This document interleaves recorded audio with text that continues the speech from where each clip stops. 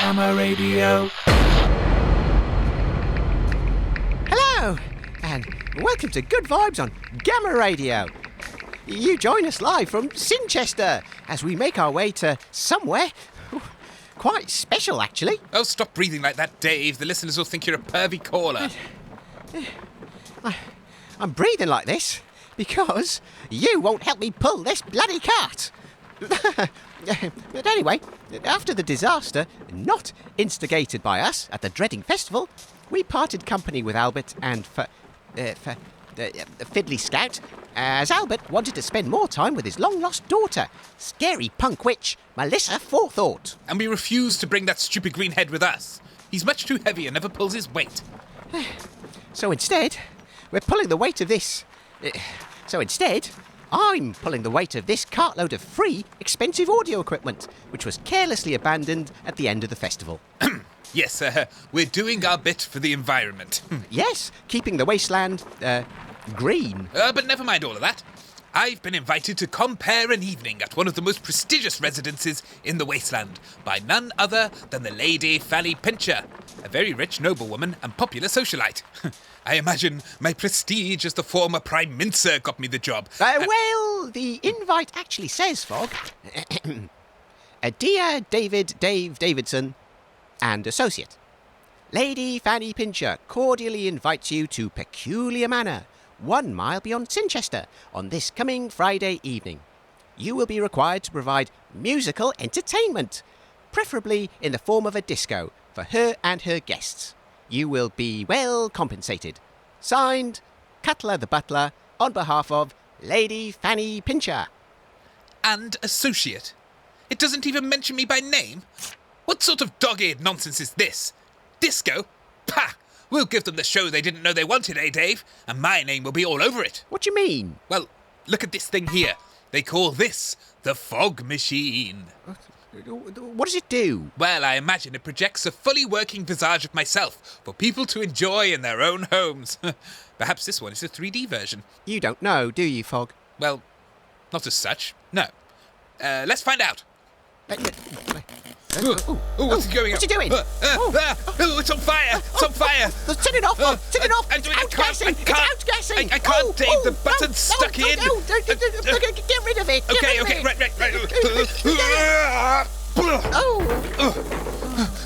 Quick, Dave, go faster! Run! Come on, it's lighter now. Put your back into it. No, I'm trying.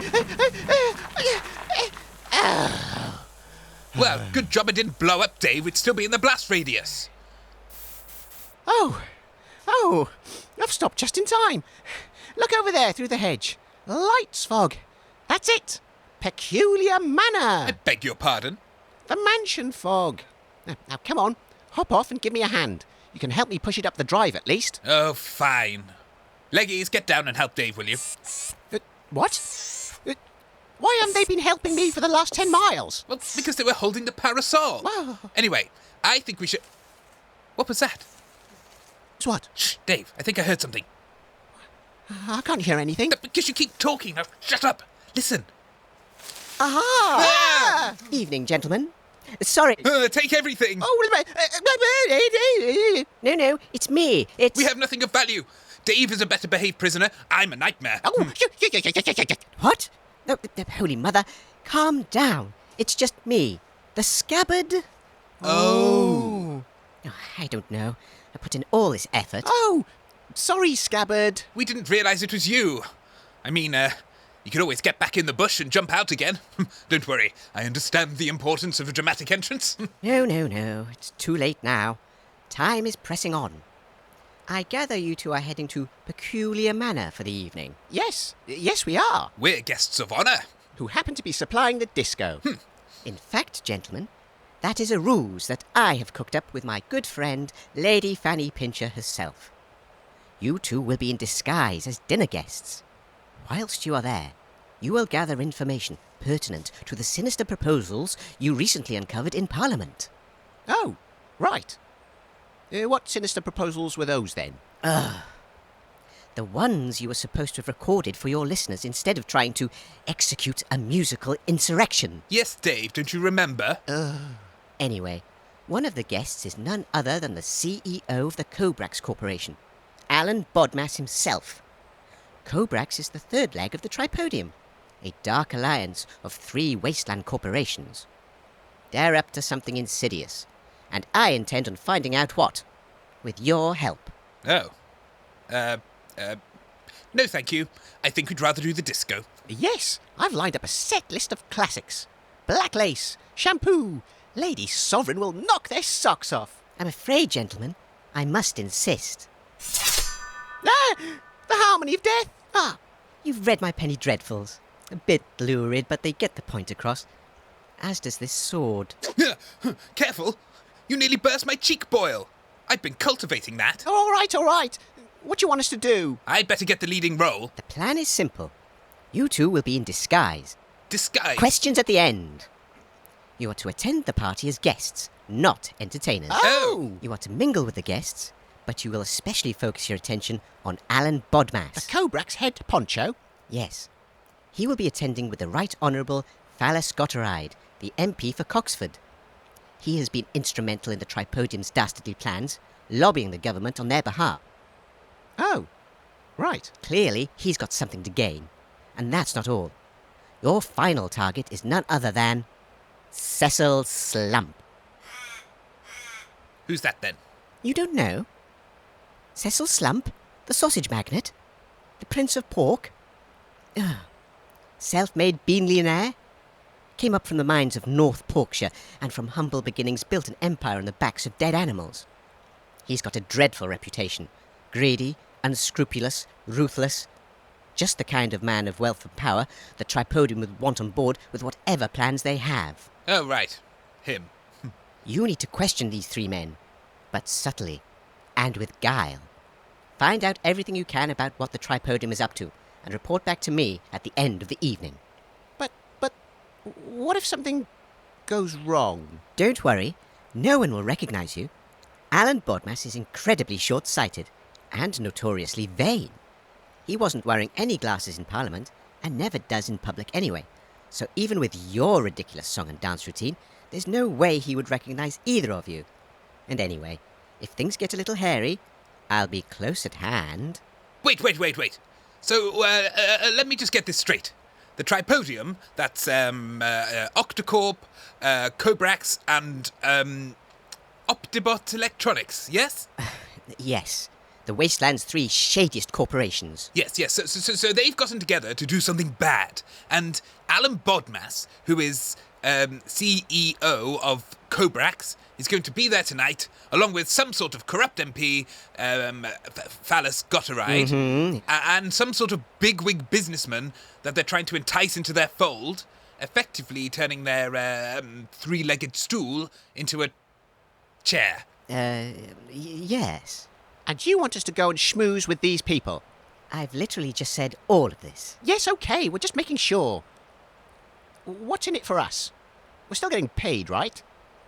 Well, I'll put this sword away, instead of stabbing you in the face. Deal! Fine. Well, let's get on with it then, or we'll be here all day. Sorry, listeners. Change of plan. No disco tonight. Instead, we'll be hobnobbing with the knobs. In disguise. So stay tuned for a very special episode. Under the Covers, with Dave and Fog. Right after this advert. That's not what I meant, Fog. We do things differently. We believe in different things. We don't do what is not right. I am Cody Human Man, and we are Optibot Electronics. As the chief engineer, I know the importance of top-quality replacement parts and rigorous maintenance routines. Optibot offers a full-service package to all of our employees. Don't despair if you're in disrepair. We'll give you a spare. The role of Robot Resources Officer is demanding but rewarding. I am responsible for recruitment and retraining here at Optibot Electronics. We know how difficult it is for robots to find employment, but our re-education programs are so successful that we recruit 100% of all graduates. I look forward to meeting you. Our research has shown that robotkind is in decline across Great Britland. our recruitment and maintenance programs, alongside our robust marketing and damage control team, are working hard to prevent this decline and promote the rise of the robots. It's time to take control of your own destiny. At Optibot Electronics, we stand by our 3 laws. 1. To improve robot health. 2. To better robot wealth.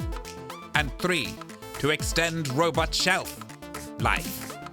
Sign up today and reach optimum fulfillment. Don't fear the future. Be the future with Optibot Electronics. Optibot Electronics, your future today, tomorrow. Welcome back, listeners. We are standing outside the back door of Peculiar Manor, as instructed by the Scabbard, who is nowhere to be seen. Where did she go, Fog? I don't know, Dave. 1 minute she was there and the next, poof, gone. Get on with it. Oh, sorry. Well, we know what we're supposed to do anyway, so let's knock. Should have let me do Fog through the window. I still don't think this is the time. We can't afford to replace another one. Yeah. Excuse me. Old habits from butler school. Yes? Can I help you, gentlemen? The wavering whale lollops madly in the night. No, Dave, it's the slavering snail dollops badly on the light. You sure? No. I see. You are either two wandering lunatics, or you're the gentleman her ladyship has been expecting. And by the way, the phrase was, scabbard, a 1, 2, 3. Well, that doesn't even rhyme. I am Cutler, the butler. And that rhymes perfectly. Please step this way, gentlemen.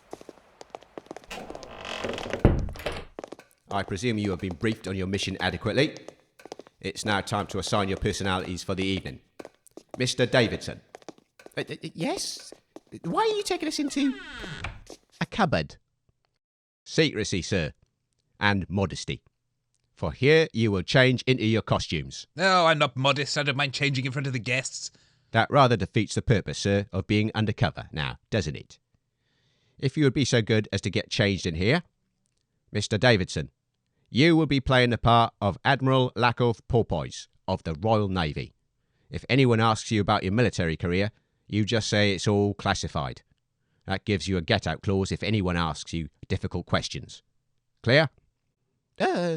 Yes, anything else? No. Just don't say anything stupid. Well, what am I to be then? A general? A lord? I can play any part, you know. I am an actor extraordinaire. Good. Then you will have no trouble with this very special role. Chump the manservant. Chump? The manservant? Are you sure you've got these roles the right way around? Absolutely, sir. Your reputation as an actor has preceded you.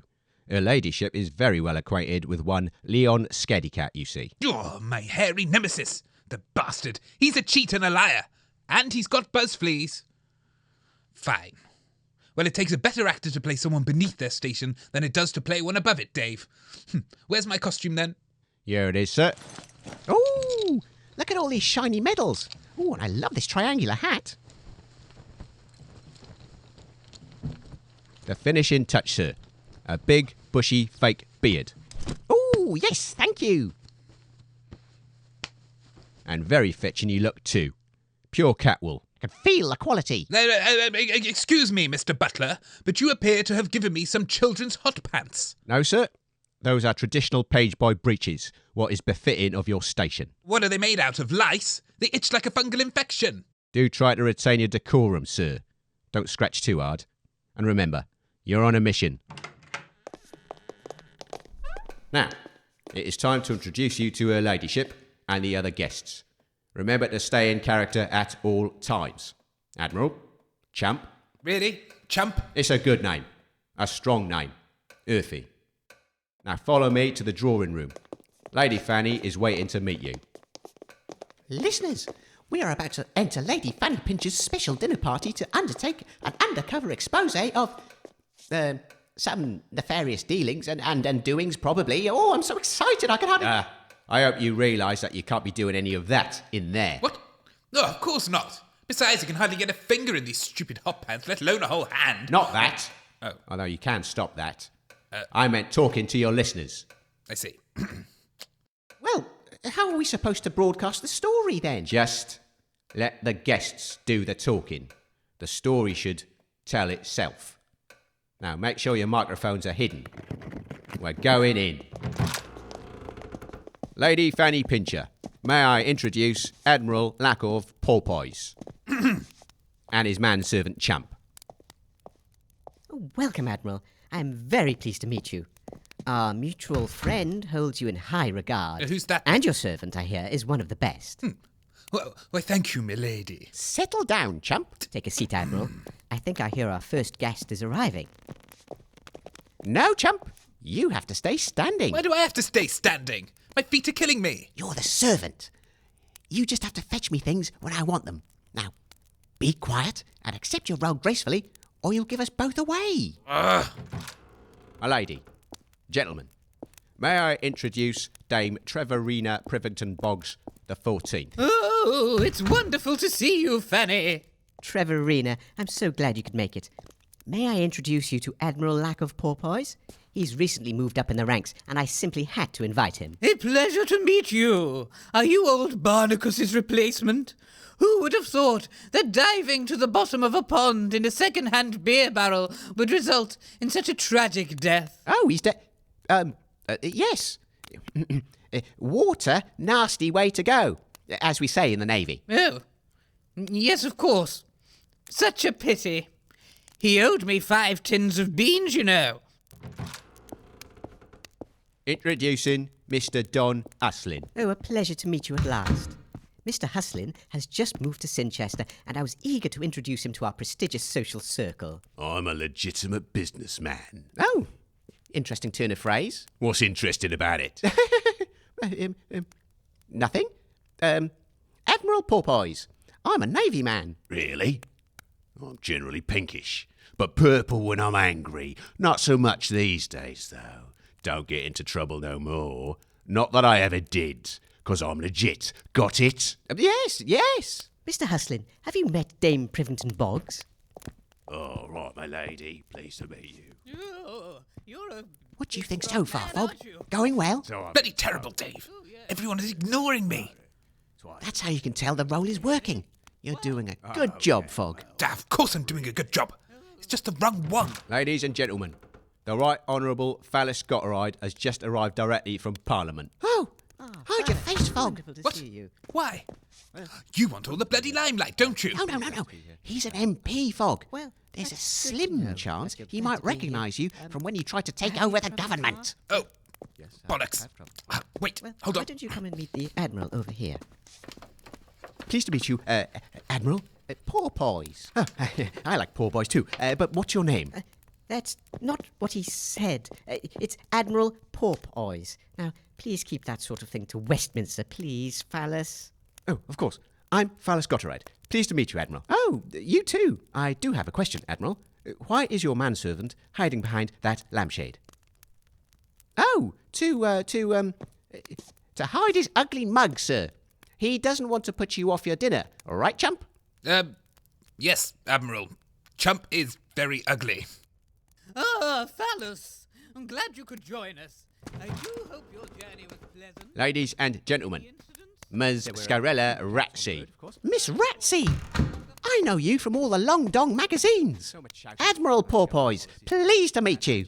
Oh, you flatter me, Admiral. But I'll need that hand back, please. Oh, of course.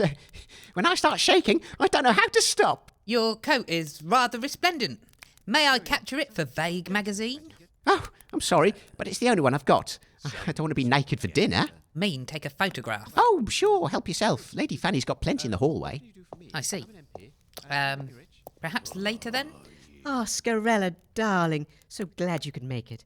How's the latest edition coming on? Is it terribly rude? Did you see her, Fog? Quite She rude, looked yeah, so it's got pretty. Some boobies. No. I got my head in this bloody lampshade. This is ridiculous. Good evening, everyone. See, the party's started already, eh? No matter, the night is young. Ladies and gentlemen, Colonel Neville Neverfort. Careful, Dave. He's military. Just Use a voice of authority and you'll be fine. Hello! Jangle more medals. Another one from the forces, what? Yes. Navy man, I see. Pish and all that, yes? What? Pish.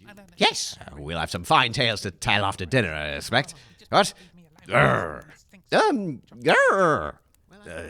Now, excuse me, but I spy something beautiful with my little eye. I haven't left my zipper undone, have I, Dave? No, we met Scarella. He's made a beeline over to her now. Are you single? Are you writing all these people's names down, Fog? I'm never going to remember them. Lady Fanny, how many more guests are we expecting? Just 2 very special people. Ladies and gentlemen, may I introduce to you the CEO of the Cobrax Corporation, Mr. Alan Bodmas. Ah, Alan's here at last. Oh, I've heard of this man. He's very prestigious. That's the CEO of Cobrax. I'm sorry I'm late. I'm not the last one here, am I? Oh, no, Alan. It's great to see you again. How long has it been? 2 years, is it? Oh, well, a lot has happened since the last time we met, my dear Fanny. I just can't keep track. That's why I use the new Cobrax personal organizer to keep my affairs in order. Look. Ooh. I just used Chump. Chump? What's that? Is that a rival? A new protocol? It didn't come up on my last my market reports. Oh, no. Chump's my manservant. That one there with the lampshade on his head. I'm Admiral Porpoise. Pleased to meet you. Alan Bodmas, CEO of the Cobrax Corporation and inventor of running water. Oh. Running what? Wow. Okay. Oh, I'm sure we'll have lots to talk about tonight, Alan. Oh, well, I'm not very good with new people. I'm sure we'll be old friends in no time. It's good to talk. Sure. Well, I better go and introduce myself to, Ladies and gentlemen, tonight's final guest, Mr. Cecil Slump. Oh, what a welcome. I can see I'm amongst friends here tonight. Don't worry, tonight's all about pleasure, not business. Now, you lot, I all know. But who are you then? Hello, I'm Admiral Lackov Porpoise. Pleased to meet the Wasteland's biggest businessman. Good to know my success has reached the ears of the Navy. Maybe we can do business in the future. Oh, yes, business. I love doing business. You and me both. We'll chat later, Admiral. Now that we're all gathered, I would like to thank each and every one of you for coming tonight. Dinner will be served imminently, followed by parlour games for those so inclined. Pin the tail on the poor boy. No, we won't be playing that this evening. Oh, damn. And afterwards, we will return to the drawing room for a nightcap. I hope you all have a pleasant evening. Dinner is served, madam. Ah, excellent. My friends, dinner is served. If you would make your way through to the dining room... Oh, bloody starving. Have you heard of the new sort of peas they've brought out? Peas? No peas in my life. Just have 'em. Please take your seats. You'll find your names at your designated places. Well, I'll be sitting here. Yes, that is your seat, Cecil. I will be your counterbalance at the other end of the table. You saying I'm fat? Bloody cheek. That's not what I meant. Where's my... I don't get a seat, do I? Just stand behind me. Dave. Oh, pass me that bread knife, will you? What? Why? Because I can't see a bloody thing in this stupid lampshade. Try and be discreet. We had a table all the way from the Scotslands once, made of coconut There we are. wood. That's better. Oh, yeah, Bloody let's hell. get that then. It's I fancy in don't here, use Dave. tables. Shut up. I usually eat off my lap. Listeners, without a plate. the bigwigs are all sat around an enormous table with some sort of fancy frilly cloth handkerchiefs draped all over them. They're speaking in a sort of gloopy way towards each other, but I can barely hear what's going on. Maybe I should cut some ear holes or... Anyway, it's all rather stuffy and boring. It should be me sat there, not Dumbo Dave. Imagine the scintillating conversation we'd be having if I was in this place. Effervescence, thy name is Fog. But instead I'm just stood here like a fool in itchy brown hot pants. What's that lampshade mumbling about? Come on, you, stuff me a peacock. Yeah, Chump, go and find a peacock for, my military friend. Yes. Dinner is served. Chump, give me a hand with this, will you? What? Oh, fine. Do you have any peacocks? No, they're still in their pods. Now the evening has begun, I'd like to tell you all the reason for our little get-together. I was desperate for you to meet the latest addition to our social circle, Admiral Lack of Porpoise. Without further ado, I'll let the Admiral introduce himself and get the conversation going. Oh, thank you, Lady Fanny. So, ladies and gentlemen, welcome to the Peculiar Manor dinner party, and you're live. Alive and hungry.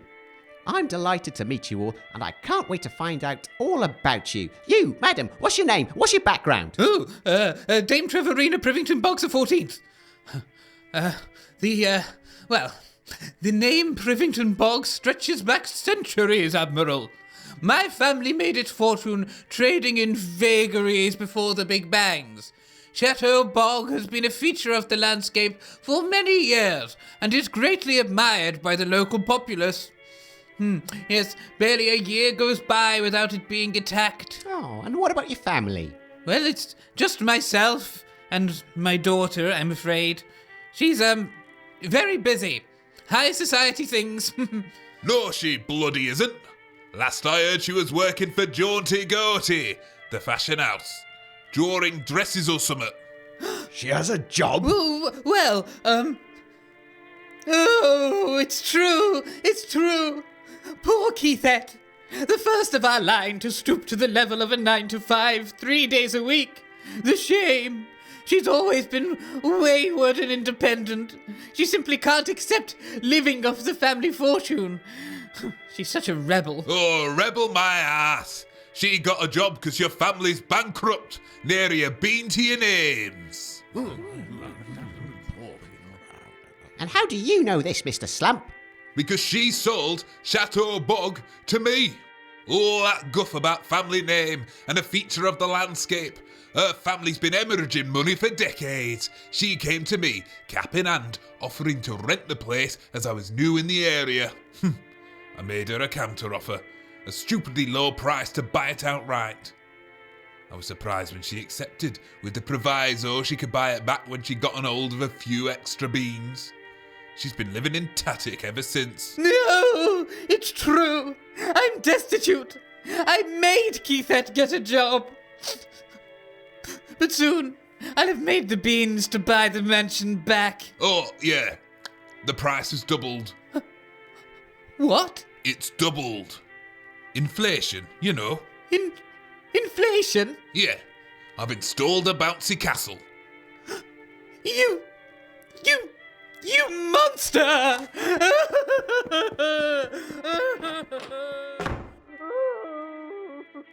Nothing personal.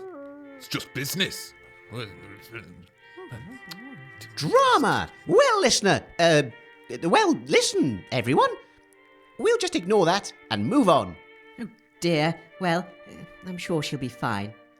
Let's get dinner served and maybe the conversation will get a little lighter. Grubs up, everyone! Top hole. I love a boiled grub. It's not grubs, you... It's fillet of sole laced with black sauce. Madam Scarella? Oh, thank you. No legs for me, please. Thanks. Oh, it looks delicious. Oh, what are you doing? Poison tester. Have to check for poison. I didn't like the look of the cook. Madam? Champ! Come here at once. Here's your fork, milady. Enjoy it if you can. Yes, master. You've cut a letterbox to post food into your bloody lampshade. So? You could have just put it underneath. Stop mutilating Lady Fanny's furniture and stop stuffing your face. I'm bloody starving, Dave. You can have the scraps. Well, maybe you should move the conversation onto one of our targets. Else we'll be here all night. Oh, fine. Just help Cutler serve the food. Cecil Slump, you appear to have ruffled a feather or two in these here parts. Oh, I dare say I have. In fact, there's not a guest here that doesn't have a problem with me. Except for you, of course, Admiral. And our good lady hosts, of course. I got no problems with you, Cecil. Oh, really? Have you known each other a long time, Mr. Hustlin? We've had some business dealings in the past, yes. See, I've been away for a while. Now that I'm back, I was hoping to reconnect with an old friend. Ain't that right, Cecil? Old friend? You're a bloody gangster, Don. You better watch your mouth. I'm a legitimate businessman. Oh, let's not have any secrets here, Don. You see, a few years ago, I had a bit of a problem with a business rival. I asked Don here to take him out. You know, maybe for ice cream or a bit of bird watching. But no, this crazy bugger jammed him into a crate full of sugar and said, "Sweet dreams," before nailing the lid on and chucking him in the river. Oh my goodness. How'd you know he said that? He was bloody standing there when I did it. Not that I'm saying it happened. Next thing he does, he rats me out to the guards. Tells them everything. Says I threatened him as well as his business rival. That's right. You're a bloody madman. You went away where you belong. Well, I'm out now. Served my time. These days, I'm legit. Oh, even hardened criminals can turn their life around. The justice system really works here in the Wasteland. What do you do now? I own a sweet shop. Lovely. Thank you both. That was great. Moving on. I say, I don't mean to be rude, Lady Fanny, but has this grub seen the inside of an oven? Not to your taste, Colonel. I see what you mean. It's like chewing a paper bag full of turds. Well, actually... Pleasant. I'm terribly sorry, but we've had to engage a new cook at the last minute. Chef Bonsoir, I'm afraid, has had a terrible accident. Apparently he got hit by a cart full of spaghetti and fruit. They found him tangled up like a pig by the side of the road. Poor man had an apple wedged in his mouth too. Rather an ironic accident for a chef. So I had to give him the evening off. Sounds delicious. Is he the main course? No, Phallus. This isn't Westminster. Anyway, we've had to employ a new chef from the village this evening. He's also the local shoemaker. Round 2. Main course, beef Wellington. Served as described. Oh, well, that's already looks unpleasant. Oh, well, tuck in, everyone. Cutler, could you do the honours? Certainly, my lady. Right, watch your eyes. It's a bit tough there, just past the...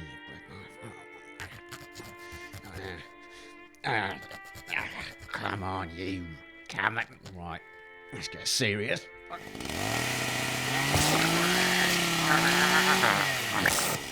Oh! Sour heel, my lady. My dinner jacket. It's pure infant hair. Ruined. You splattered all over me, Cutler. The evening's just begun. Ladies and gentlemen, if you'll excuse me, I have to dab myself off. Dirty bugger. Bloody politicians, eh? Hey! Terribly sorry, sir. Who is this tarry monster? Excuse me, Trevorina. I must clean myself up. Oh dear. You splashed all over yourself. Well, welcome back, Dame Trevorina. You're just in time for the main course. Anyway, whilst Cutler is, smearing our plates, let's turn to you, Mr. Alan Bodmas.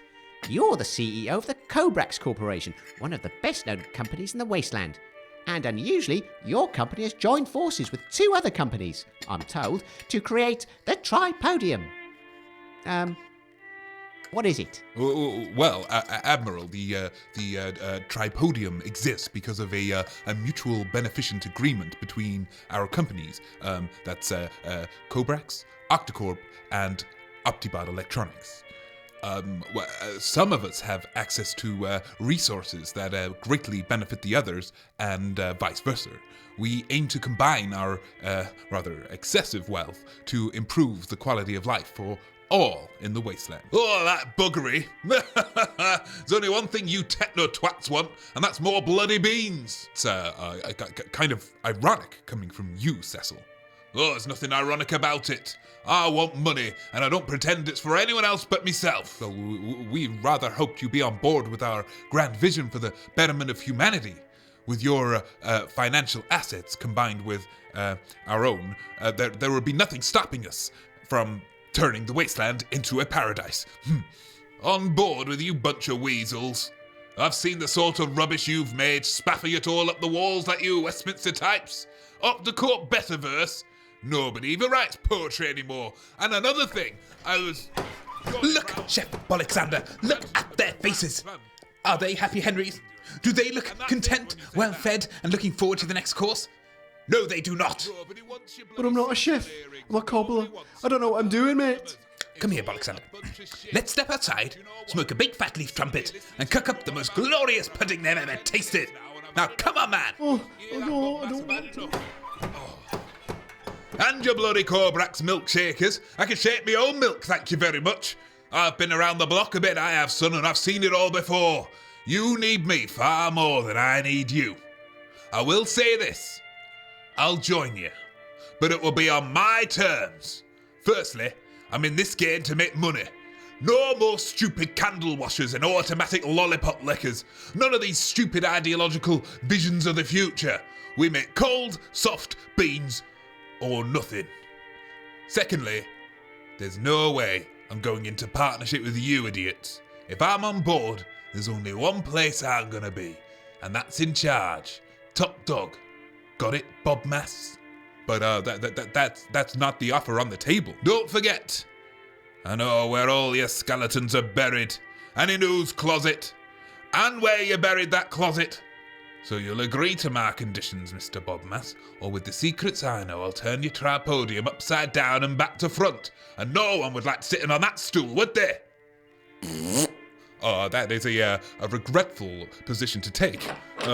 Phallus, you're back. Mr. Slump has become unreasonable. Oh, unreasonable.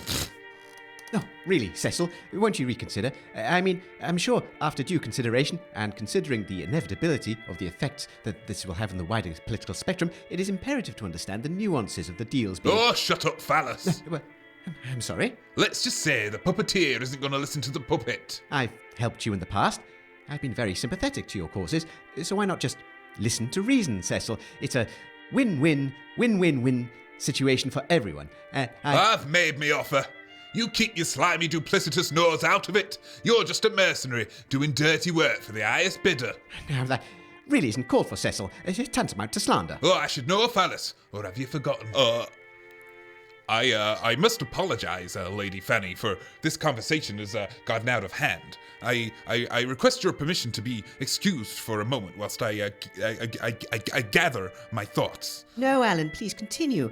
This is a fascinating insight into the machinations of finance. Tell us about the bodies. Whose closets are they in?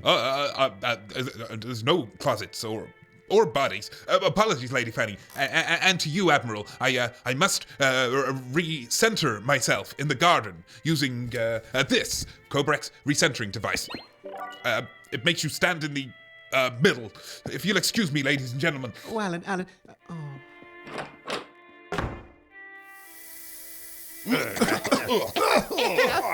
What's that? Well, it's pouring in the door. What's all that smoke? It's pudding o'clock. Shoe buns with leather cream. Oh, no. What is this? How can one burn cream? Oh, no, thank you, chump, but please, just take them back. Suit yourself. Ugh. The toughs don't want your weird food, Bolexander. It's a complete failure. Told you, I only know how to make shoes. Hush puppies, not slush puppies. I do hope everyone's enjoying the evening. We'll have charades later, I think, yes? Bloody charades. Look, get your servants under control and give us some bloody grub. Now steady on, old man. It's just rude. Mr. Cutler, sir. Sir? Oh. I regret to inform you, madam, that Chef Bolexander has decided to leave your service with immediate effect. There will be no cheese course. Oh, thank God. I bet it was Crocs. Cheesy feet, no doubt. Yes, I'm afraid the food has been rather a disaster this evening. Well, I'm sure you can all understand that in the current circumstances... If my stomach rumbles any more, the bloody roof will shake off. Cutler, is there anything you can do? I could hunt down Bolexander, my lady. Oh, no. There's no need for that. Don't worry, madam. I am a Gordon Blurg trained chef. What have we got in stock? Nothing. Chef Bolexander has apparently destroyed everything. But we do have some screaming eggs in the birdhouse, scumberries in the orchard, and some crawly flower roaming about the grounds. And I ran over a cat weasel earlier. I can run down the road to get it. Well, it's not exactly high cuisine, but it'll do. Right, together we'll cook up a meal they'll never forget. I'll get the eggs, you get all the rest. Dinner will be saved, madam. And then served. Oh, chump! He has to be the centre of attention. I do apologise, everybody. I haven't had such terrible food since I sucked the wrong teat on me prize dom cow. Turned out to be a bull. Oh, my word! Steady on, old chap. This is polite company, ladies and what? Oh, polite company, is it? You weren't so polite when we first met, were you, Neville? Now, I don't think that's the sort of topic for the table. Now. Oh, I think it is. I'd love to hear some old memories from my fellow, military man. Where did you first meet? I don't remember, and we don't really know each other that much. Well, I bloody remember. I was getting tossed off and you were upside down with your head stuck between the thighs of 3 of Madam Lady Petal's finest professional pleasurists. 3? What were the name? Madam Lady Petal's Caravan of Delights? You swine! You swine, how dare you! I ought to have you jelly whipped and hung out for guzzards. A gentleman's peculiarities are a matter for him and his doctor, and I shan't take such disrespect from a traitor. Huh. Oh, traitor, eh? Has he been dealing with foreign influence? No, they just put some exotic accents on. Ladies and gentlemen, let me tell you a story about Cecil Slump. 3 years ago, I was tasked with leading my valiant troops to put down an urchin uprising in the town of Bleeds. We were short of supplies, and that's when I contacted my acquaintance, Cecil Slump. A man of integrity, or so I thought. I pressed upon him the importance of the mission, and he assured me he would supply me with the finest sausages for my men to march on. Entrenched in urban warfare, dug deep into the sewers, imagine my men's horror when they opened the crates to discover that their life-giving sustenance was 50% sandpaper, 49% mud, and 1% rat poison. Oh, that's just to give him a bit of a kick. What do you expect for the price you paid for 'em, eh? You tried to rip me off, a legitimate businessman, by paying me a quarter of what they were worth. My men were defeated by 10-year-olds in flat caps. Do you know how humiliating that was? They stripped me of command and of rank. What do you mean, Colonel? I'm not a colonel anymore. I legally changed my name so that people could still call me colonel with some degree of legitimacy. My real name is Major Colonel Neville Neverfort. Really? That's bloody stupid. And it's your own bloody fault. If you'd spent more money on sausages and less on flim-flam floozies... I'd have been a general by now if it wasn't for you. Oh, but instead you're a major disappointment to your regiment. That's it. I need some air. Please excuse me, Lady Fanny. Of course, Major. What a big wet flannel. Well, one lives and another arrives. Excuse me, Colonel. Alan, welcome back. Have I missed anything? We were just about to retire to the drawing room for brandy. If you could all follow me. Dawn, isn't it? I just wanted to know your opinion on, Cutler, just in time. I think we should serve the brandy now. Yes, madam. Just to inform you, Chump is being a little over-enthusiastic in the kitchen. Plus, he seems somewhat intoxicated. He's eating more food than he is cooking, but luckily we got half the produce in the grounds. He kept shoving everything he could see up his jumper and down his trousers. Well, it can't be any worse than Bolexander's cooking. Just keep an eye on him when you can. Oh, and fetch the cigars too, if you would be so kind. Afraid Chump has already seen to the cigars, madam. Half of it has ended up in a mincer, and the other half in what he terms his disco cigarettes. Oh, dear. What's that? No cigars? But what about the brandy? What kind of toss shindig do you call this, then? Shoes for dinner, no cigars, and a bunch of wet wipes for guests? So rude. Why has he been invited? Well, even I would say like that. I invented. Oh, don't grumble, everybody. Old Cecil is here to rescue you. I brought a box of me very finest to share with you all. No hard feelings, eh? It's just business after all. Help yourselves. What is it? Cigars? No! They're sausages! Only in appearance. Well, not just in appearance. They are, in fact, the finest smoking sausages in the Wasteland. In fact, they're the only smoking sausages. Nothing goes better with a glass of brandy than one of old Slump's smoking sausages. I got the idea from smoking sausages, and from that I thought, well, why don't we just start smoking sausages? What? Oh, I'm so confused. I have to say, Cecil, that's a fine example of disrupting the market. Once I successfully introduced pants powder back in... shut up, Alan. I know these smoking sausages take some getting used to, but wrap your chops around them and have a good puff before you make your judgments.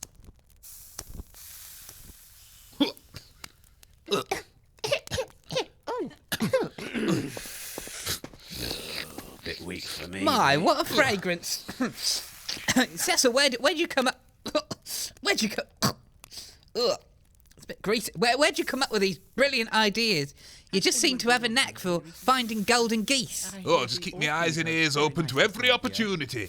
Bit like yourself, Scarella. Oh, you think we're cut from the same cloth? Oh, aye. Different sides of the same can of beans, perhaps. I'd love to get to know some more of your different sides, Cecil. Oh, I'm sure you would, Scarella, I'm sure you would. But unfortunately, I've only got a mind for business this evening. And I suggest you mind your own business. I know what you're up to. You'll get nout out of me. I don't know what you mean. You can't play me for a sucker. Perhaps I've seen I can see myself in your eyes, Scarella. You're a weasel, just like me. I know what you're after. You want the dirt on the tripodium, don't you? No, of course not. Why? What have you got? That's not how I play the game. You should know that. Just ask your dad. Oh? Who's your dad, Scarella? Oh, Admiral. Papa is the head of the Razzi Tattle Corp.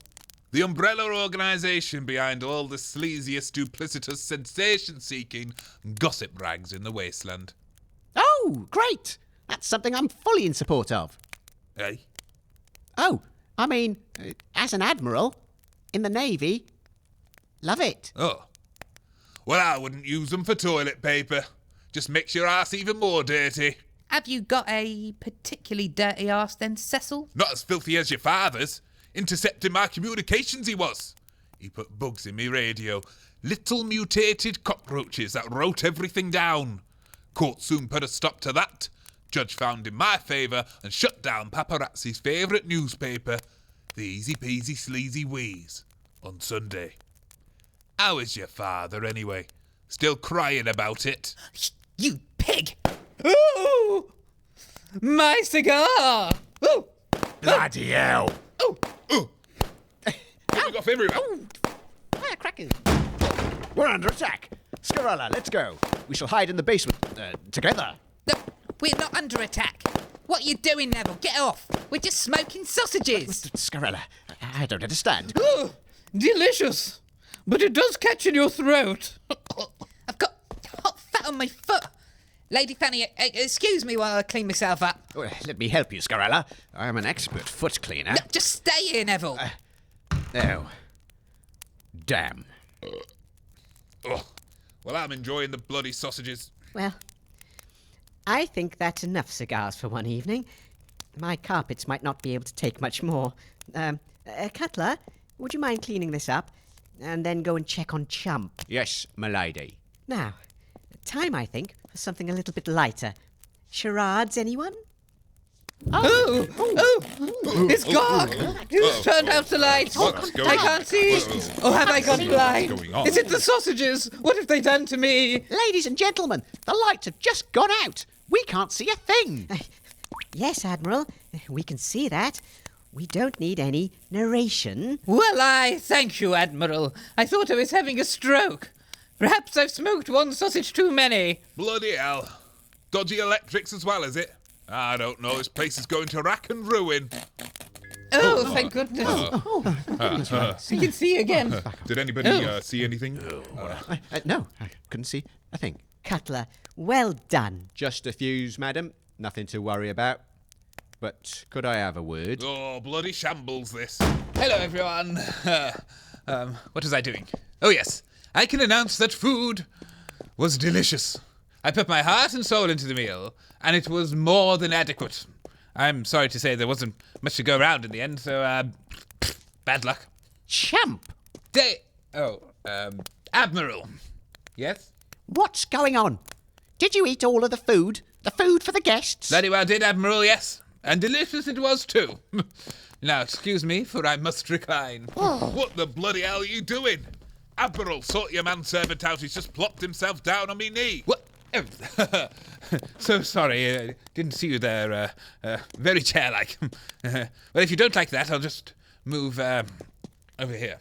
Yes, and well, what was your name again? Slump. Well, don't mind if I do. Oh, Fog!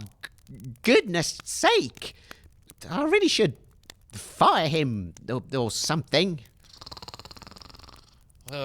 Toffee bastards.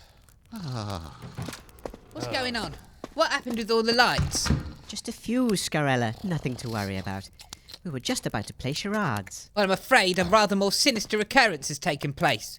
Charades might have to wait. What? What do you mean? What's happened? Ladies and gentlemen, there is a bad actor among us. What? It's not me. Oh, shush! One of us has committed a deed so foul and wretched that it will burn itself into our memories forevermore. Oh no! Someone's put brandy in the wine glasses! I wish that was so, Trevorina.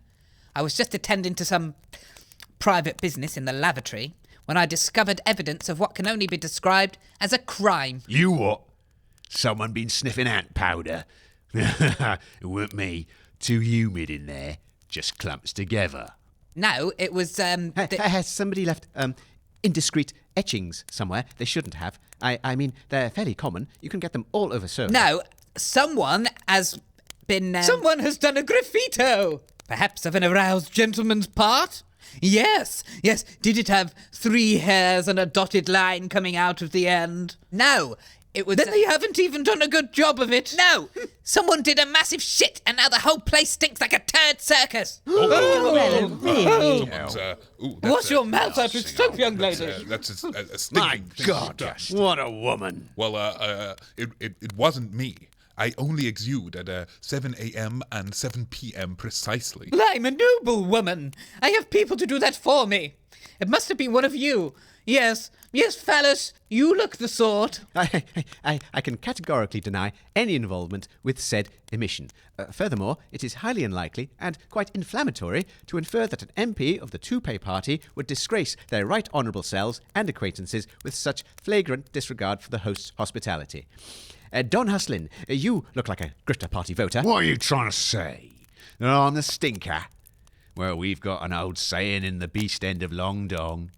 Whoever smelt it, dealt it. Why would I announce it to the room if I was the perpetrator? Well, I'm the only one here who hasn't left the room.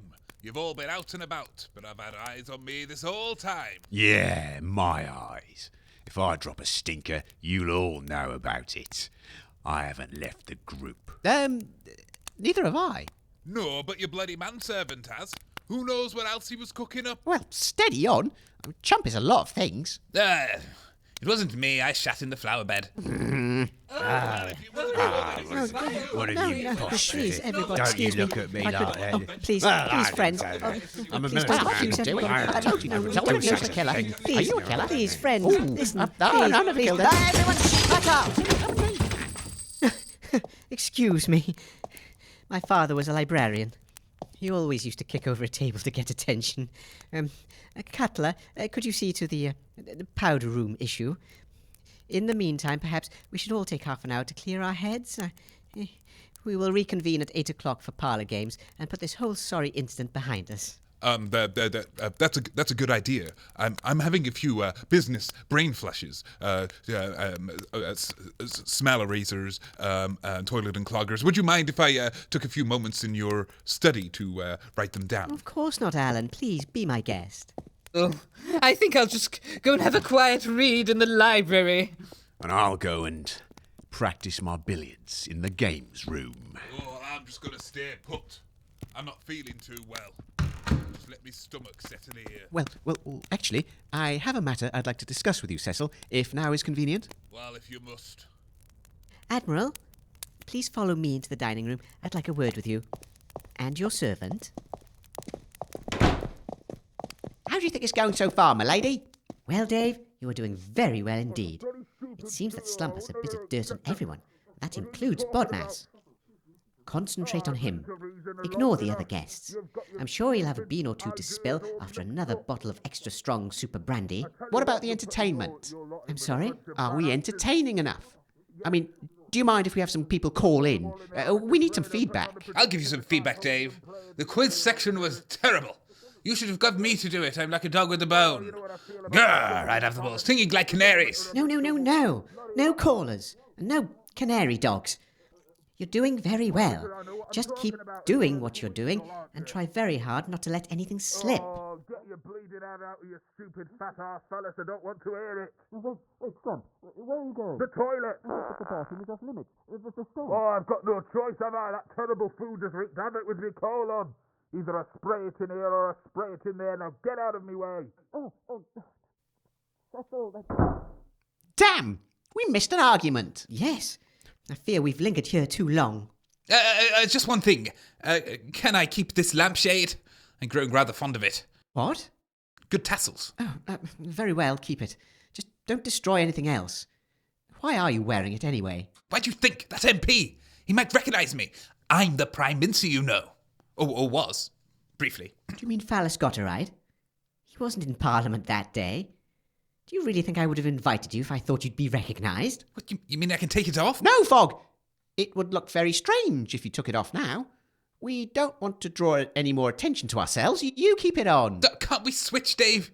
Nobody will recognise you with your generic face. They'll just see the uniform. It'll be like half-time at the footballs. No, you must stick to your roles. And remember, the scabbard is close at hand. Sounds like she just sat on it. It's not the scabbard. That's Scarella Razzi. Come on. Where did the scream come from? I'm not sure. Scarella! Scarella! I'm here. Come quickly. There's been a murder. In the music room? Who? How? No, in the toilet. It's Cecil Slump. He's been murdered. Scarella, are you okay? Do you need medical attention? I met a doctor once. Stop, get off me, Neville. In fact, make yourself useful. We've got to get in the toilet. It's locked. Of course. I'll find a locksmith. Just bust the door in. Oh, right. Excuse me, but this is my house. I'll do it.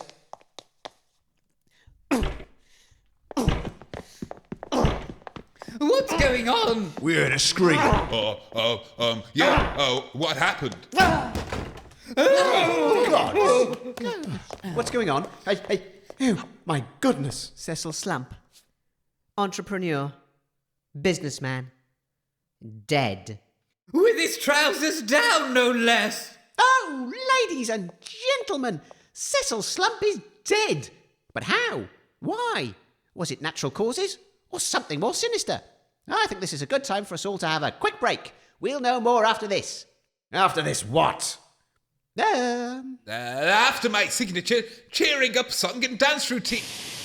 Oi, mate, I've got a new bag of toffee bastards. Want to try one? Yeah, toffee bastards are the shit, man. My mum won't let me eat them. Your mum's a pussy then. Yeah, have one of these. Cheers, master. Mine's are gluey. My teeth are coming out. I got a Rocky. I've lost 3 molars. Toffee bastards. Hard sweets for hard people in hard times. Free dentistry unavoidably included. Toffee bastards. It's just a bag of toffees, but some of them are rocks. I don't think there's any toffees in here. Oh. Welcome back. Welcome back, everyone. Thank you, Admiral. Friends, it's clear that we have a murderer amongst us. Cecil Slump is currently slumped on my guest toilet, with a frozen sausage protruding from a wound in his chest. Are we sure it wasn't suicide? Yes, Neville. It's highly unlikely he decided to kill himself at one of my dinner parties. And he didn't strike me as being unhappy. In fact, he was revelling in his disputatious exchanges with you all. No, I'm afraid he was murdered. And as such, I have dispatched Cutler to the village in order to fetch the guards. Well, what shall we do now? Charades hardly seems to be in order. We are going to have to conduct an investigation. As each of you already knew Cecil, I am going to appoint Admiral Porpoise as an independent investigator. As an outsider, he had no reason to kill Cecil Slump, and he was with me the whole time in which the murder took place, which, as I'm sure you'll agree, is a solid alibi. As such, he can provide an alibi for me. However, I still believe it is right for the Admiral to lead the investigation, as I have personal ties with each of you. All of you present remain suspects. Preposterous! I'll be the judge of that, thank you. Stand down, Major. This is such good news. I can't believe I'm not a suspect. I never thought I'd see the day. Something very seriously wrong in this house. Oh, yes, for, Chump. And we're going to get to the bottom of it. Porpoise and Chump are on the case. Porpoise and Chump. Fine. So, where do we start? Perhaps start with Scarella? Why don't you go into the dining room? I'll keep the others here in the drawing room. Once you've interviewed her, I'll send in the next guest. Good idea. This way, Scarella. All right.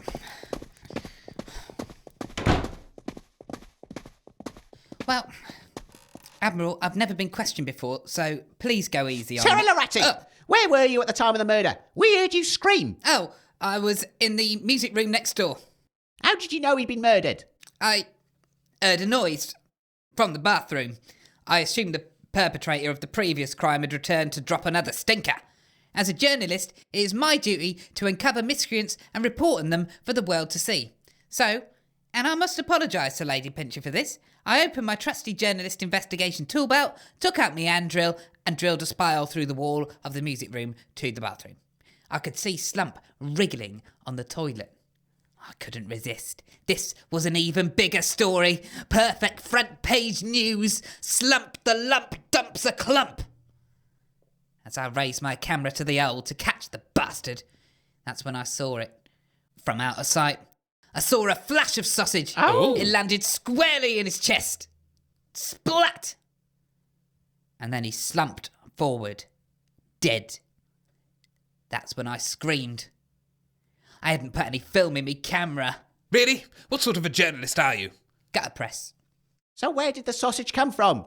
Who shot the sausage? Well, from where I was standing, it looked like it came in through the window, but I couldn't see the whole room through me little glory hole. The window? So it must have been someone outside. Who was outside at the time? Only Neville. He'd followed me into the music room, of course. He ran off in a huff after I slapped him. He was trying it on again. Stormed out into the garden. I assumed it was for a quick wank, but perhaps it was something more sinister after all. Admiral? He's the killer. Let's tell the others and bugger off home. No, Chump. We haven't questioned the others yet. We can't convict someone on circumstantial evidence. Thank you, Admiral. Now, is that it? I've said everything I know. Oh. Well. Do you have a new book out or anything? Only a new edition of Vague magazine. Out on Tuesday. Go on, get out. Come on. Send the next one in. Who the hell do you think you are? Oh, get out, please, milady. I am a servant. Yes. Thank you, Scarella. Please send in Colonel Neverfort. She's guilty. What? Oh, just be quiet. You'll give the game away. Admiral, I trust you have a handle on this investigation, yes? Seems pretty obvious to me who did it, and I'm sure you'll come to the same conclusion. We both know I didn't do it, so let's get this investigation moving on so we can all go home. My advice? Don Hustlin. Gangster. Ne'er-do-well. And the murder weapon was clearly a symbol, eh? Don't fuck with gangsters. Right. Well, thank you for your advice. Before you go, could you just clear up a couple of things? What? That's what your manservant's for, isn't it? No! I mean, where were you at the time of the murder? Oh, yeah, well, I was on the patio getting some air. I'd been in the music room to comfort Scarella after her earlier unpleasant discovery. The smell.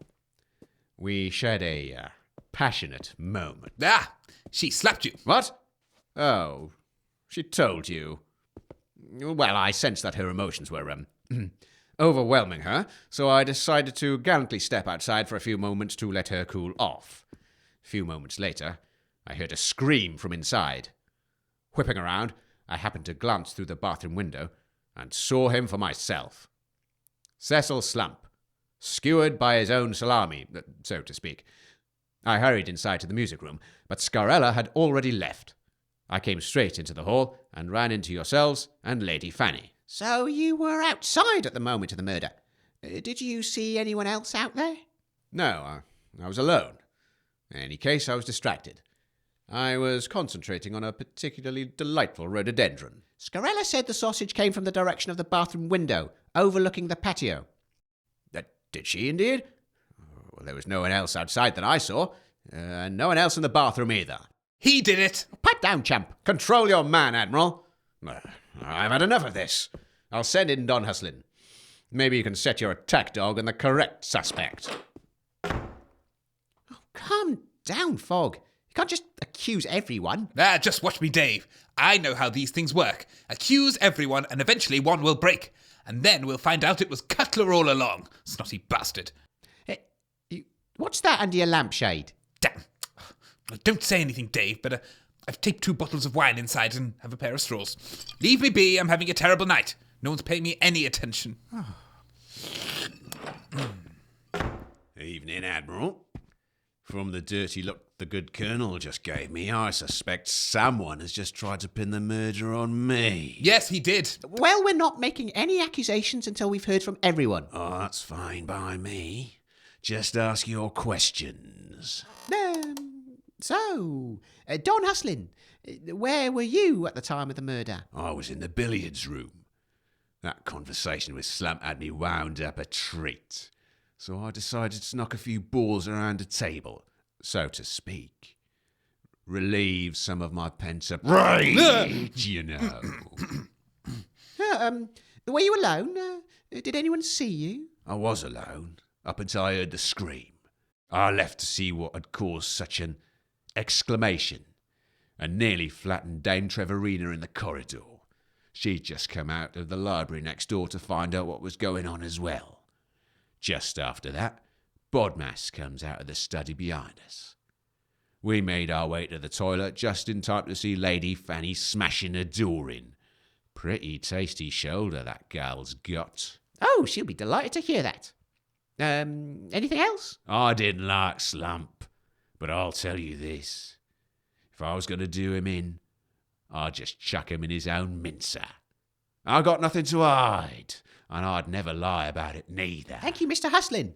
Would you mind sending in Dame Trevorina? I thought you were going to accuse everyone, Fog. Until one of them cracked, you said? Yes.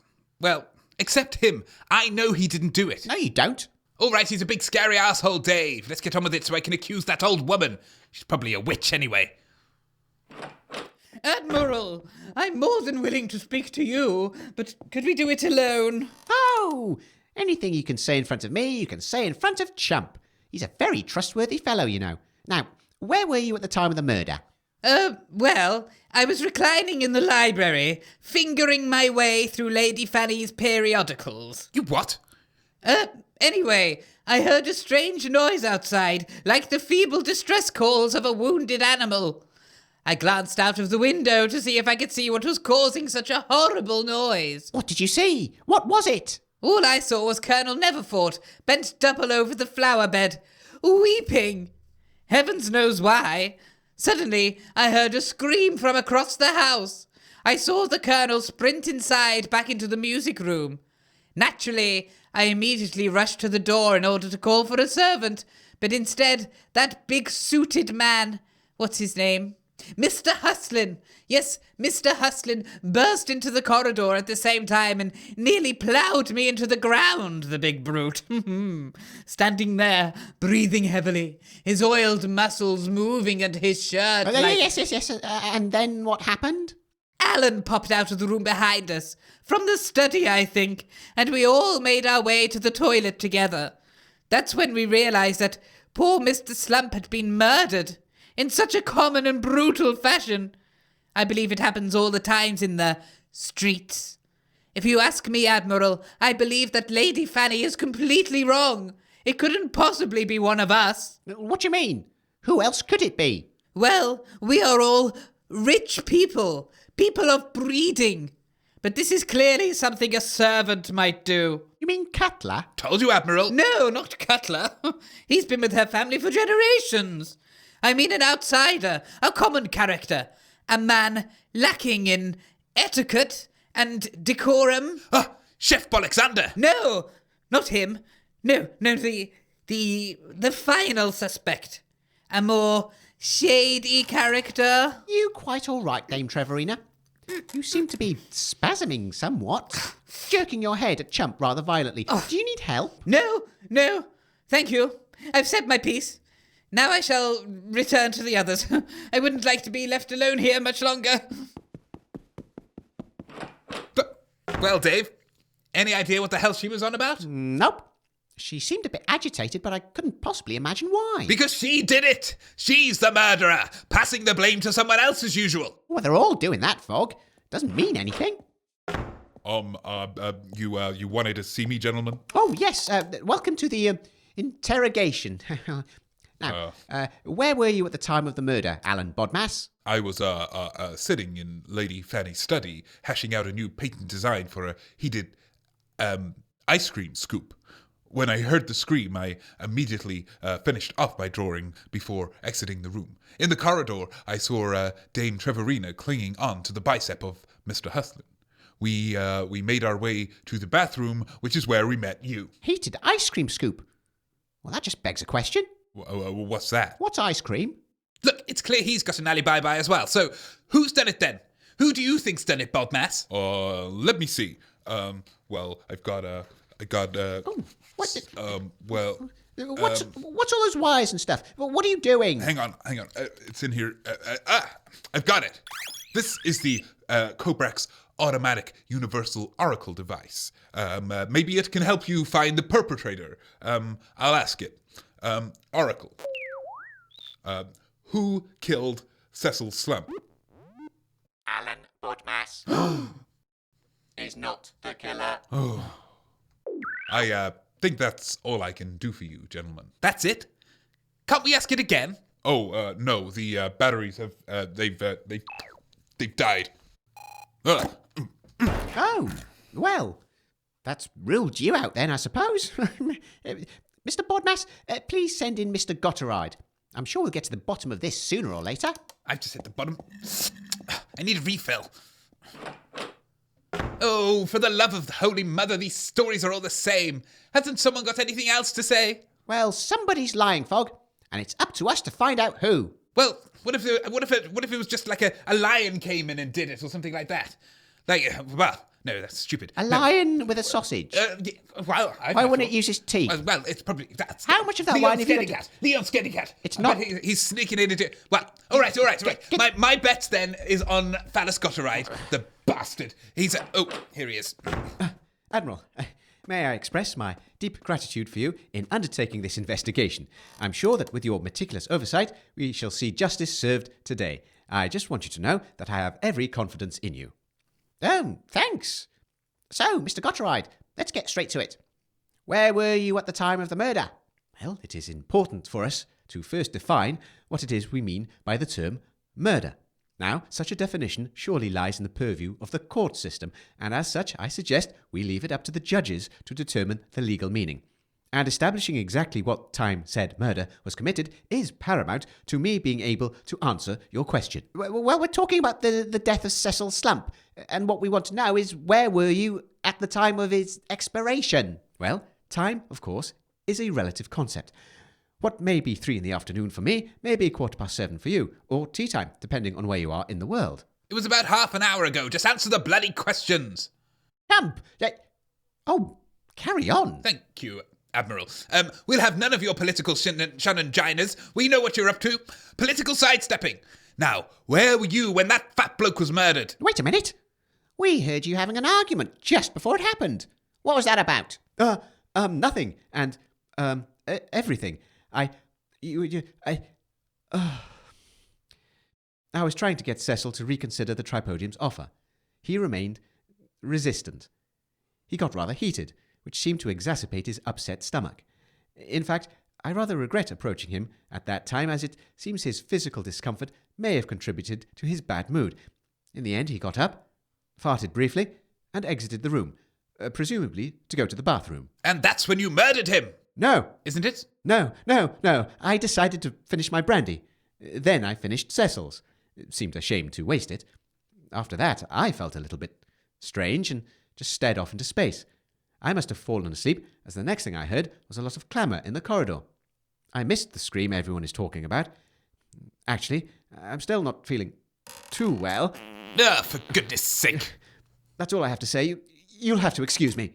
Oh, but wait, I haven't finished it. That settles it then. He did it. No alibi and very evasive. Oh, we haven't got any evidence, Fogg. Gentlemen, I trust the investigations went well. What have you discovered? Well, not a lot. Nearly all of them had alibis, except for Phallus Gotteride, but we still don't have any evidence to pin on him. Phallus Gotteride? Well, hopefully the evidence will be uncovered in the next phase of our investigation. Inspecting the crime scene. Now, I'll accompany you while you look for evidence. This way, gentlemen. I just want to clear something up, Lady Fanny. Who's the chief investigator here? I know he's the Admiral, but, Well, obviously it will be the Admiral. We have to keep up appearances, Fogg. I just... You've been told. This is the worst day of my life. Here we are at the crime scene. Now, I'll try not to get in the way too much. Holy mother, it stinks in here. Oh, thank goodness the windows are open. Oh, where do we start? Oh. Well, what's the first thing you notice about the body? That drooping bratwurst. Oh, Dave, give him some dignity. Let's pull his trousers back up. Oh, no. Don't contaminate the evidence. Oh, I wasn't going to suck it.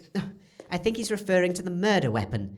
The sausage buried in Cecil's chest. Well, I'd better describe the crime scene for the listener, for posterity. On my left is the body of the victim, still on top of the toilet with his trousers now halfway up. Protruding from his chest is a quickly thawing sausage. I hope it had ketchup on it, because otherwise there's an awful lot of blood. Other than that, he looks completely normal. Apart from being dead. There's the hole in the wall over there, Dave. Look, the one Scarella drilled. I'm sorry. She did what? Oh, yes, didn't we say? She witnessed the murder through this hole, but unfortunately couldn't see the killer from this angle. She said it came from the direction of the window. Drilled a fucking... how rambunctious of her. Quite the little Fleet Street fidget, isn't she? Never fit a sausage through that, Dave. Believe me. Anything else of note, gentlemen? Nope. Can't see anything else. That concludes that, then. Well, perhaps you should look over there. By the window. Aha! A bath! That must be the murder weapon. Oh. No, Dave, look inside. Oh, what is it? A lead pipe. Lady Fanny, Ugh. why is there a lead pipe in your bath? Aren't they a bit dangerous? It's not part of my usual decor, Dave, but well done for noticing it. Sniff that, Dave. What? Sniff the pipe. Sausage grease. Well done, Fogg. So the lead pipe was used, somehow, as a deadly sausage delivery mechanism. I suggest it was used as some sort of blowpipe and left in the bath by the killer, which suggests that the killer was not outside the bathroom at all, but inside all along. Nonsense! Isn't this all a bit far-fetched? Wouldn't there be any other evidence? Like these footprints here in the bath or something? Oh, exactly right. Unfortunately, these are only partial prints. Very smudged. I doubt there's enough to match them to anyone here tonight. But they do show that somebody was in the bath, and by the look of it, escaped out of the window not long after the sausage was fired. So someone is definitely lying. Yes. And furthermore, gentlemen, if we look in the cupboard under the sink... Yes, that's right. I don't normally keep a bucket of ice under the sink. Oh. Bucket of ice? But why? Well, perhaps the killer was using it to preserve the solid state of the murder weapon. Ah, that makes sense. You won't get anywhere with the soft sausage. So we're looking for someone who smells like shampoo. No, Dave, I don't think they were taking a bath. Oh! They were lying in wait. So we're looking for someone with shoes, who is very patient and fits in a bath. They've all got shoes, Dave. Anyway, are we done here? I believe that is everything, yes. Great. Then if you don't mind, I'm feeling a bit peckish. No! What are you doing? Oh, he can't keep his hands off a sausage. He's got the munchies. But what about contamination? Well, I was going to wash it. Wait! Do not bite that sausage, Fog. Look, it's been sharpened at one end. You're right. Fog, you've inadvertently found another clue. Hey, I was going to eat that. But how was it sharpened? We need to look for more evidence. To the kitchen! I've never done so much running in all my life. It's very exciting, Fog. Don't worry. Had a wonderful time. My God, what's happened here? Looks like there was a struggle. Perhaps a ruckus. Footprints in the flour. Food all over the floor. Smashed plates. What the hell happened here? Has there been another murder? Well, no. Or, yes, but only the death of creative freedom. Chef Bolexander was deeply wounded by the guest's comments about his food and went absolutely berserk. He was railing against the delicate sensibilities of the clientele, ranting on and on about how they weren't refined enough to appreciate his delicate flavours, or something like that. A bit of a narcissist, if you ask me. He broke the window too. I had nothing to do with that. I tried to stop him. I see. Well, hopefully we'll still be able to find some evidence amongst the debris. First of all, I recognise the bucket that we found in the bathroom. It should be here, under the sink. But as you can see, it is missing. Oh, it's good of you being so posh to recognise something as plebeian as a particular bucket. Oh yes, it's Millie the scullery maid's spittoon. She only works Wednesdays and Fridays, but whilst she's here, Cutler insists on bringing out the bucket. I'm very grateful. As are the carpets. So, the killer must have gotten the ice from somewhere too. And the sausage. Do you know any snowmen? No. But I do have a freezer. It's where I keep my sausages. Let's have a look. Oh! The lock. It's been broken. Do you know anything about this, Fog? No. What's a freezer? It's a cold room that freezes things. Keeps them fresh. Stops them going off. No, you wouldn't catch me messing around with anything eldritch like that. It's against nature. And Bolexander didn't go near it either, as far as I can remember, though I don't know why I'm sticking up for him. Did you see anyone else coming in? Only Cutler. None of the other guests came into the kitchen while I was here, but I did keep sneaking off for a bit of spicy smoke moss. Why is there a hammer in here? Oh, that's for tenderizing steaks, Dave. You'd know if you're a gourmet chef like myself. A sledgehammer? The killer must have used it to break the lock off the door. Let's see. 1, 2, 3, 4, 5. Ah! There's one missing. They used one of my very own pigeon leather sausages. I had them specially made in Longdong. A sausage for the Sausage King. How poetic. We're dealing with a criminal mastermind. Well, we know where the murder weapon came from. And the ice. But there's one thing I haven't told you, gentlemen. You did it! I knew it! Ow! Bloody hell, what was that for? I was with you when it happened. Now shut up and listen. Do you remember that the lights went out in the drawing room? Yes, I remember that. When Cutler returned after resolving the issue, he took me aside and informed me that there was something unusual attached to the fuse box. Let's go and have a look. Dave, what's a fuse box? I don't know what she's talking. What's a freezer? Rich people have so many strange things. How did it all work, Dave? This is like a magical palace. I don't know. Don't. We should move in. You're the engineer. Why don't you know? Here, the utility room. Here we are. Look at the fuse box. Oh, that's what it is it? Yes, it's a box full of fuses. The murderer has rigged up this timing device. It must have triggered the power outage at the crucial moment. But why? Another mystery we need to unravel. But look, here's a mystery solved. These are the lead pipes Cutler ordered to refit the kitchen next month. Whilst the killer was rigging up this device, he must have snatched one to use as his diabolical sausage delivery mechanism. We are dealing with a sick, opportunistic mind here. The question we need to answer now, though, is why did he need the lights to go off in the first place? Perhaps the murderer needed to steal something. Everyone, check your pockets and see if anything's missing. Well... Your medals, Dave. I did notice they were missing. All right, you can have the medals back. I was keeping them safe for you, Dave, and you know what you're like. They're very sharp. Dave does have an unfortunate habit of, Yes, the scabbard has made me aware of your pasts. We both recognise the extent of your culpability in these matters. No. I mean, we know you're innocent. After all, I'd hardly invite a murderer to my house. Oh, look. What's that on the floor? Party snacks. Maybe you should have served these delicious meat spirals for dinner, Lady Fanny. Meat spiral? That's pigeon leather. Clearly, these are sausage shavings. The killer must have brought the offending sausage here, where he somehow whittled it into a deadly point. See here, gentlemen, how the spirals are neatly formed.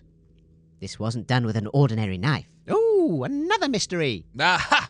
So if we can find whatever implement was used to sharpen the sausage, by Jasper's carrot we'll have found the killer. Unless the killer placed it in the refuse, or threw it out of the window, or did any number of things to get rid of it. Yes, all right, this is my first murder. Well, the first I'm trying to solve, at least. Anyway, gentlemen, I think I might have an inkling of who our murderer is. We must confront them at once. Everybody is still gathered in the drawing room.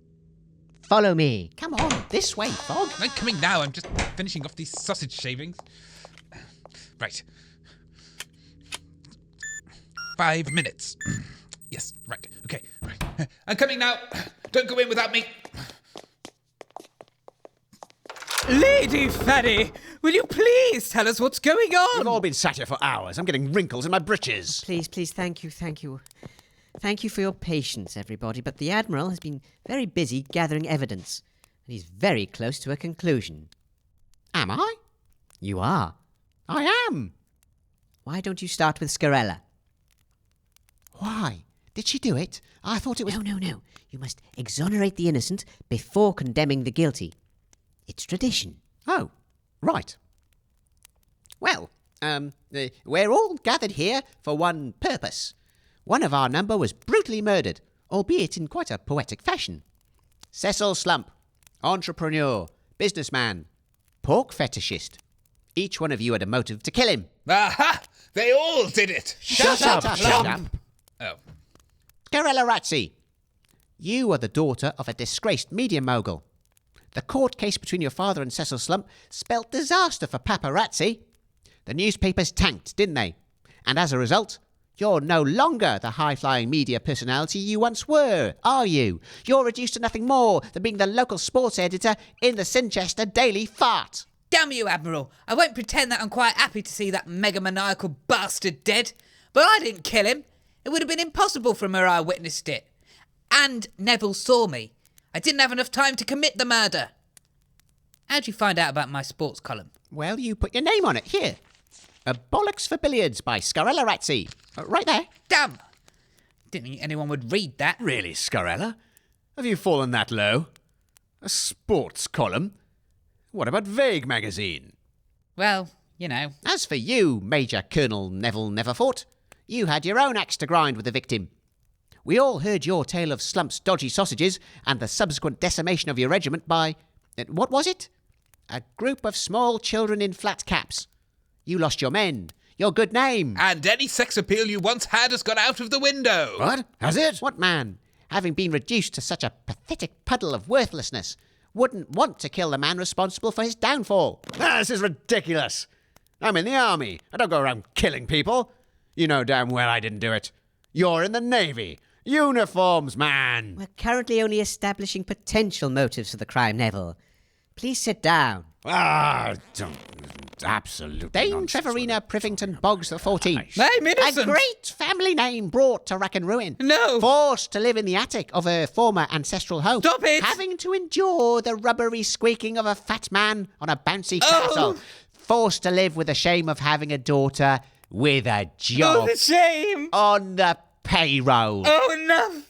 Enough. Must you subject me to more shame than I already endure? It would have been such delicious revenge, wouldn't it, Dame Trevorina, to stop this rampaging bull in his tracks?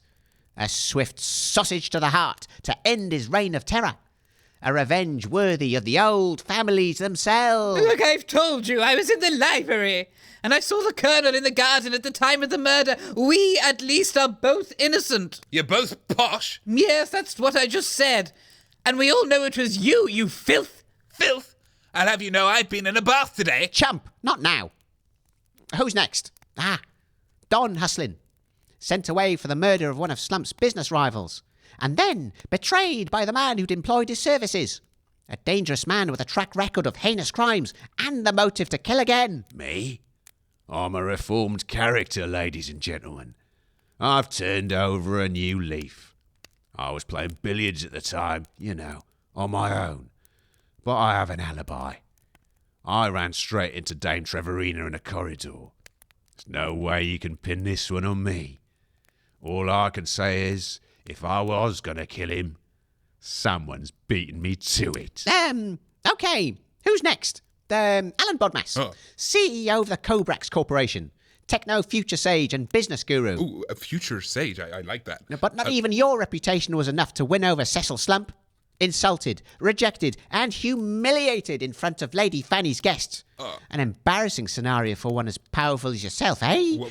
Bearing that all in mind, did you want to stick a sausage in him? You know, I admit that tonight's conversation didn't go as well as I'd hoped, but a business deal going bad is not something to commit murder over. At least in my opinion. I'm sure that we would have come to some sort of arrangement in time, but in any case, I was not present when the murder was committed. Also, I have an alibi, Admiral. Dame Trevorina and Don Hustlin over there will be the first to admit they saw me emerge from the office only moments after they themselves emerged from their respective rooms. There's no way I could have killed my good friend Cecil. What about when I heard you say, I'm very glad I did the murder? I did not say that. Damn. Thought I'd try and catch you out. That was the best trick in my book. So Damn that's it. alibis all round so far. Which, well, that leaves you, Phallus Gotteride. Member of Parliament, representative of the people, pie fingerer, and dirty etchings enthusiast. You stood to gain a lot of beans if Cecil Slump had agreed to join the tripodium. Could it be that his refusal brought down a red mist and inflamed you to the passions of murder? Or could it be something else? Something more insidious? How long is this going to go on for? Actually, when we were speaking privately, Cecil offered me even more money. Instead of lobbying for the tripodium, I was instead to start lobbying for him again. Shit. Did you accept? No. And I explained to him that I was very happy working with the tripodium.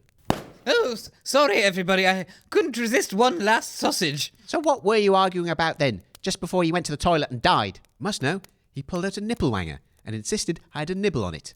I refused. Oh, what? One of his new range of sausages. Leftover nipples stuffed into pig's ears. I had to turn him down.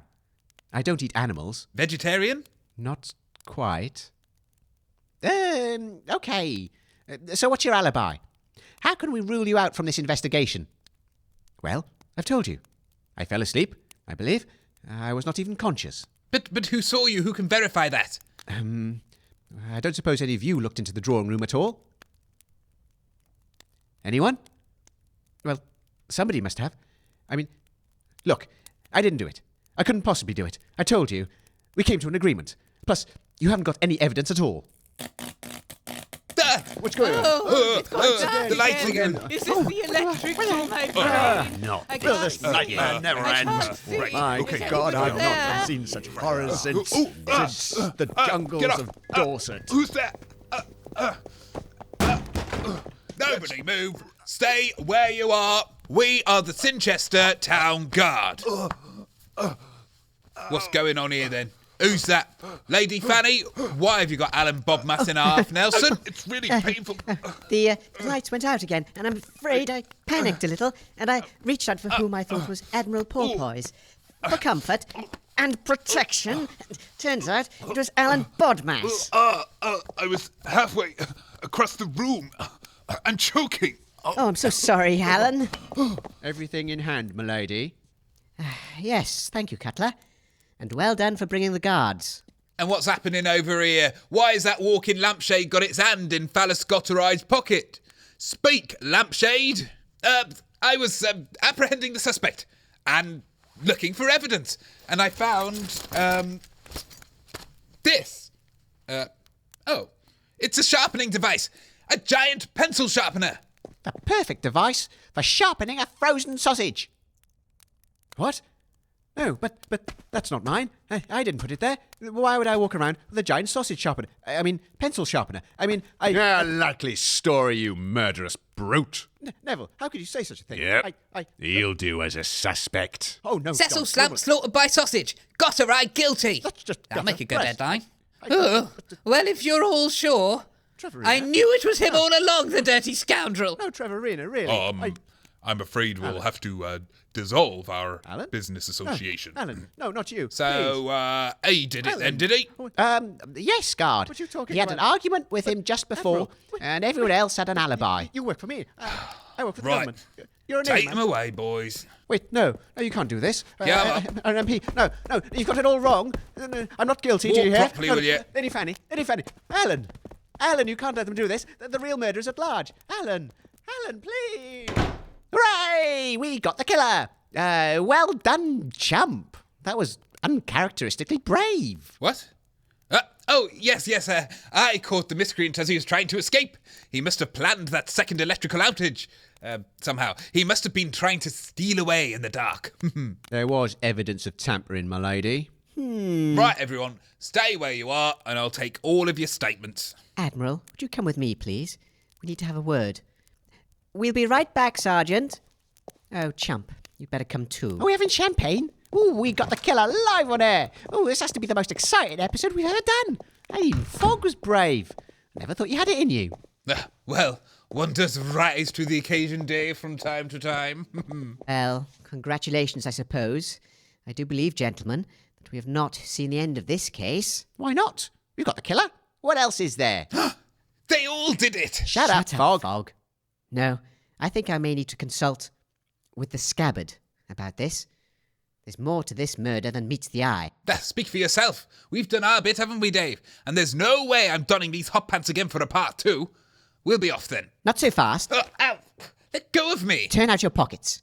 You seem quite heavily laden. Well, there's a perfectly reasonable explanation for all this. Okay, here we go. Lady Trevorina's necklace and gold rings. Yes. She's got plenty of them. Don Hustlin's pocket watch and Oh. switchblade. Are they his? I didn't know. Don't tell Neville him. Neverfort's boot polish and snuff box. What's this now? Want them.